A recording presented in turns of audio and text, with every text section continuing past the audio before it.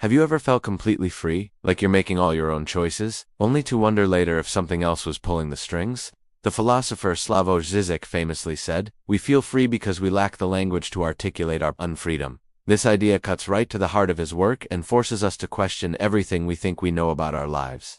So, who is this guy? Imagine a philosopher who analyzes Star Wars with the same intensity as he does. Karl Marx, who uses dirty jokes to explain complex psychoanalytic theories, and whose energetic, almost frantic style has earned him the title, the Elvis of cultural theory. That's Slavoj Žižek for you. He's a Slovenian thinker, born in 1949, and he's become one of the most provocative and honestly entertaining public intellectuals of our time. With his messy hair, rapid-fire speech, and wild hand gestures, he's as much a performance artist as he is a philosopher.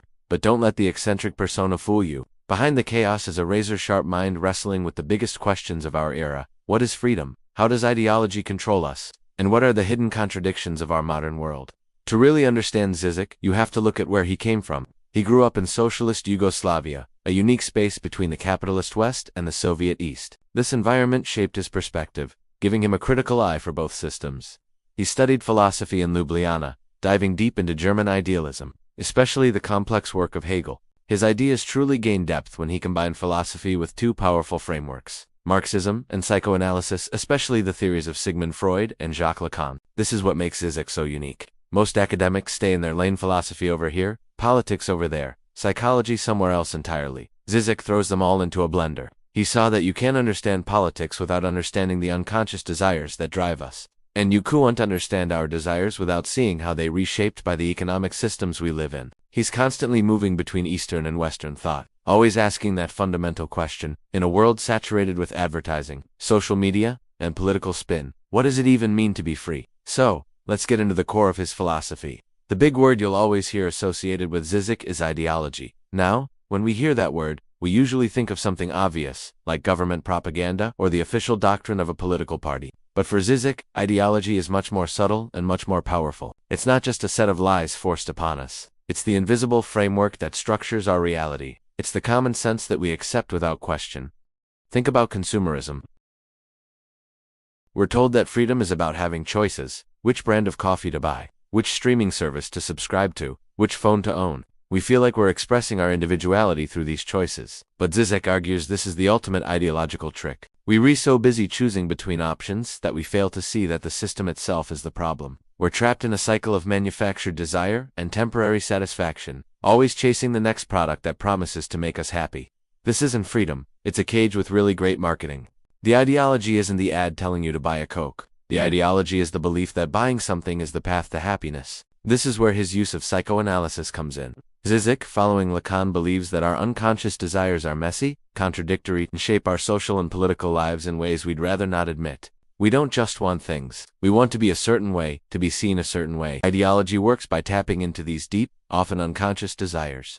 And this is why he uses movies. For Žižek, pop culture isn't just mindless entertainment. It's a mirror reflecting our deepest anxieties, fantasies, and ideological contradictions. He's famous for his analysis of films like The Matrix. In the movie, Neo is offered a choice between the blue pill, to stay in the comfortable, simulated reality, and the red pill, to wake up to the harsh, unpleasant truth. Žižek loves this, but he adds a twist. He says we don't just need the red pill to see the truth. We need another pill to help us understand the fictions and fantasies we need to survive the truth. The illusion itself tells us something important about ourselves. Another one of his favorites is John Carpenter's cult classic, They Live. The hero finds a pair of sunglasses that allows him to see the hidden ideological messages all around him. Billboards that say buy and consume are revealed to be commands like obey and stay asleep. For Žižek, this is the perfect metaphor for what critical thinking should do. Provide us with the theoretical sunglasses to see the hidden rules that govern our lives.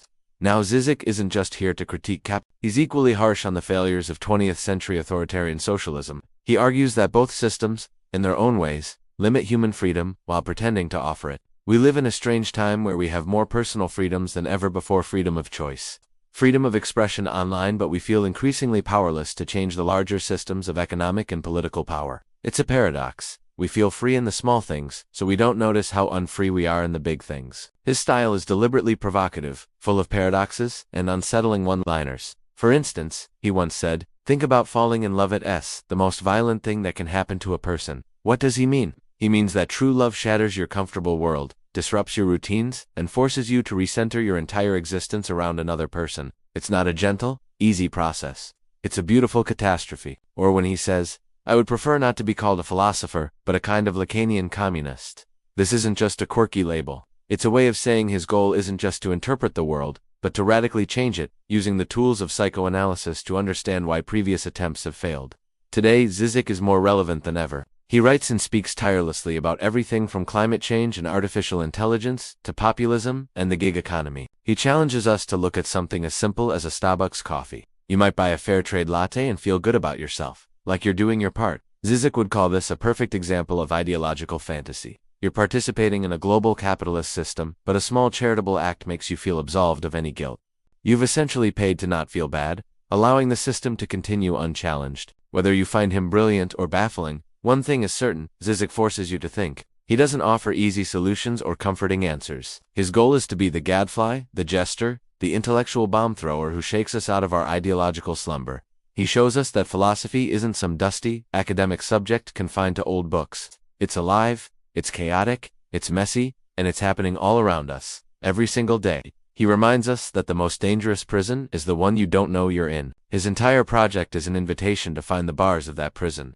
So the next time you're scrolling through your social media feed, watching a blockbuster movie, or even just deciding what to have for dinner, take a moment and ask yourself Žižek's question. Am I really making a free choice, or am I just following a script I didn't even know I was handed?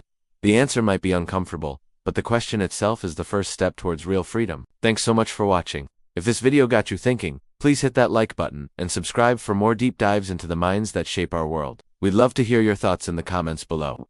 See you next time.